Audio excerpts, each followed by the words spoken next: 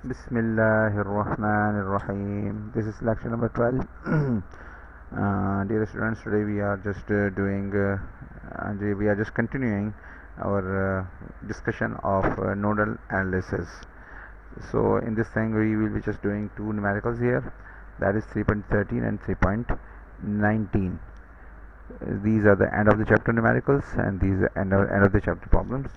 So I will just showing you the book. So this is the book, and for today's discussion we will be just covering these nodal analysis with voltage sources. So I just tell you one thing, that for applying nodal analysis, I just say one other thing here, that is that you just cannot understand these lectures without attempting the numericals with your own hand. You will never be able to understand what is being just discussed here if you don't have a very good idea of the concepts. Although the concepts are not difficult, but you need practice for grasping the concepts here. So we were discussing nodal analysis last time, and this is practice problem 3.2, which we had attempted. I had shown you the solution. So you see that what we do in a nodal analysis, that we just apply KCL here, and for applying KCL here, what you need to have, you need to have the currents from all the branches. So if, for example, if this is the branch, then if this is a voltage source here, or here the voltage source, so you just cannot write the current through that voltage source. You just cannot know what is the current that will be flowing through this voltage source until unless you just solve the complete problem. So you just cannot find out the current through this. And in KCL you need to have a current for writing the KCL statement on the node. You need to have a current here. So if this is a current source, that is directly the current that is available. But if you just don't have the current source here, you have a resistor, then you have the node voltages as a variable. So you can just find out the current through Ohm's law. But what if there is a voltage source in some of the branch, here or here or here, anywhere? So you just cannot find the current. You just cannot write the KCL here. So for this, this is a discussion, that there may be two cases for supplies with voltage sources. So far we have already solved. So far we have only solved circuits with current sources, but voltage sources are normally there in the circuit. So how do we go with it when you want to solve the circuits using nodal analysis? So there we have just two cases that are possible. One case is that a voltage source is here, that is between a reference node and a non-reference node. I just read out this from the book. If a voltage source is connected between the reference node and non-reference node, we simply set the voltage at the non-reference node equal to the voltage of the voltage source. Right. So in figure 3.7, we just go to 3.7. The 3.7. You see that this 10 volt source is between the reference node and non-reference node. So if you just want to write a KCL here, so you just cannot find out the current through this voltage source unless you solve the problem. So you just cannot apply KCL here. So how do we do it? Because we need to apply KCL on every node in nodal analysis. So there are two cases. One case is that this voltage source is between reference node and non-reference node. This is the example of that case. The other possibility is that you have a voltage source between two non-reference node. This is a non-reference node, this is a non-reference node, that is node 3, and this is a connect in between these two non-reference nodes. There is a voltage source. So you cannot apply KCL on these nodes, because if you just do KCL, then you will have to have the current through this voltage source, and that is just not possible to tell you the current through the voltage source until you have the complete solution of the circuit, all the currents and all the voltages. Then you will be able to find out the current through it, but not till then. So what you will be doing? So there are two possibilities. One voltage source between reference node and non-reference node, and the second possibility is that there is a voltage source between two reference nodes. So there are two different methods for it. I will be just considering the first method here, the case 1, So what we will be doing is case 1. If a voltage source is, I'm just reading it aloud again, so you know what is being discussed here and what is being suggested here. If a voltage source is connected between reference node and non-reference node, we simply set the voltage at the non-reference node equal to the voltage of the voltage source. So that means, I will just scroll it down for you to explain this point, case 1. That means that if this voltage source is connected between 0 volt reference node and non-reference node, what you will be doing is, you don't need to apply KCL here at this node V1. You will just take it, this V1 is equal to 10 volts, that the magnitude of the voltage source. So this is as simple as this. And this second possibility is the case 2, but right now I am not discussing this case 2. I will just like to go directly to problem number 3.17, where these type of things are being discussed. And before that, you watch 3.17 being solved here. I will just say that you go through these numericals, numerical 3.3, and then obviously this 3.3 is example problem. Then you will be just going through practice problem 3.3. So I'm not just going to give you the solution, because I am already here. I am already giving you the solution of end of the chapter of the same type of questions. So I will be doing 3.17 here. Where is 3.17? I will be using two screens.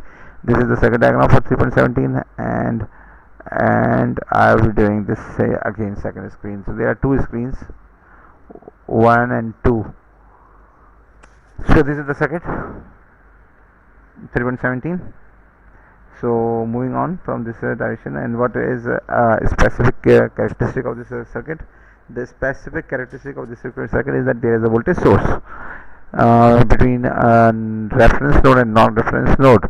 So what we will be doing is that we will be just considering the V1 is equal to 60 volts, and that's exactly what I have done in this solved example. There are 4 nodes in total. This is just saying that there are 4 nodes in total. There are 4 nodes, 1 node reference node, second node, that is V3, third node here at V2, and a fourth node at the positive terminal of the power supply of voltage source 60 volts. So this is V1. So all in all there are 4 voltage sources, but one node will be taken as reference. So still there are 3 voltage sources remaining to be found out.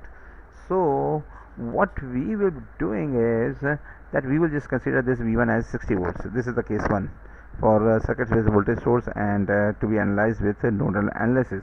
So this V1 is known, and you don't need to apply KCL here. This V1 is equal to 60 volts. Just write it as it is, as simple as this. V1 is equal to 60 volts. Okay, then apply KCL on node 3.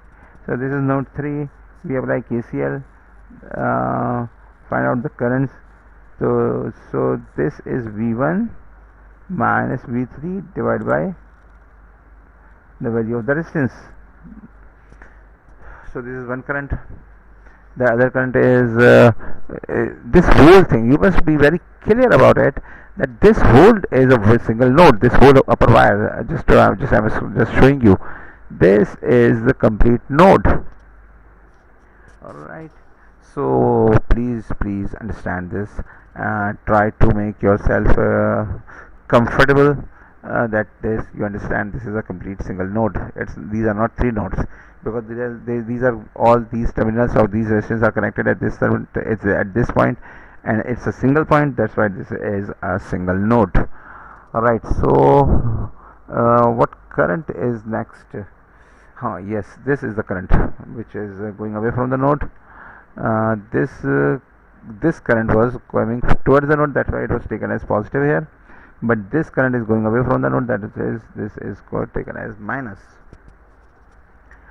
So this is a minus, and we always do tail minus head, that is V3 minus V2, and the value of the resistance. And this current is through this 3 ohms resistance. What is it? It's not 3 ohms, this is 8 ohms resistance. So V3, it will be taken as minus, that's why this has been taken as minus. V3 divided by minus 0. This is the reference node. The voltage of the reference node is 0.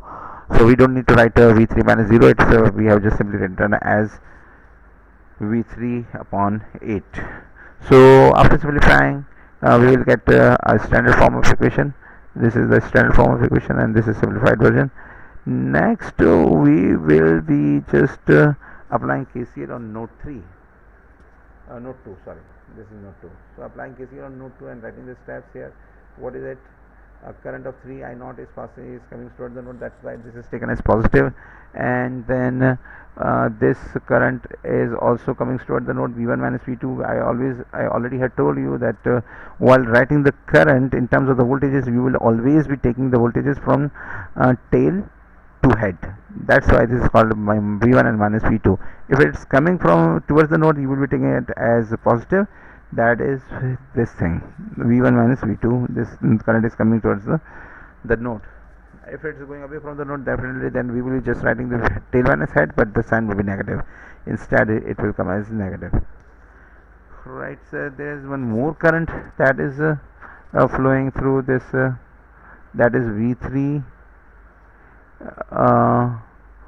V3 minus V2. This current which is coming from the top to a resistance. So this is it, and then after simplifying, okay, in this equation there is I naught. So I naught is here, but we will have to find out where is this I naught mentioned in the circuit. This is I naught. So what is I naught? I naught is the current through this 4 ohms resistors. So this I naught is not our variable. We have to find out V1, V2, V3, and that's how you will be solving the simultaneous equation. But this I naught is not a variable of out of these 3 voltages. So we will have to eliminate this I naught so that we have the number of equations equal to the number of variables. Because if we include this I naught, then the variable will become 3 voltages and plus 1 current. So then you will be needing 4 simultaneous equations, but we can just eliminate this I naught very easily, or you can say that this way we can have one more equation available. So what is this I naught? I naught is flowing through this 4 ohm resistance. That's why this will be the voltage across the 4 ohm resistance, that is V1 minus V3 divided by 4. That is it. This is written here. Putting this value of this I naught will be put in this equation, above equation. Alright, and then we will just simplify it. These are the simple algebraic manipulations. So now we have one equation, and that is V1 is equal to 60 volts. The second equation is this one, and the third equation is this one. So using this equation, the third one is I hope that this final equation is this one. So now we have 3 equations and 3 variables. One variable is already known, that is V1 is equal to 60 volts. So we will be just taking as 2 variable equation, V2 and V3. Solving using the calculator. First of all, you write the equation in its standard form, and then you just use the calculator for finding out the equation solver. So I hope this was helpful for you. We have got this for 3.17, and time is already 13 minutes, so I will just stop it here, and again I will just tell you that start practicing the numericals. We will have a quiz in next week, so be prepared for it. Assalamu alaikum.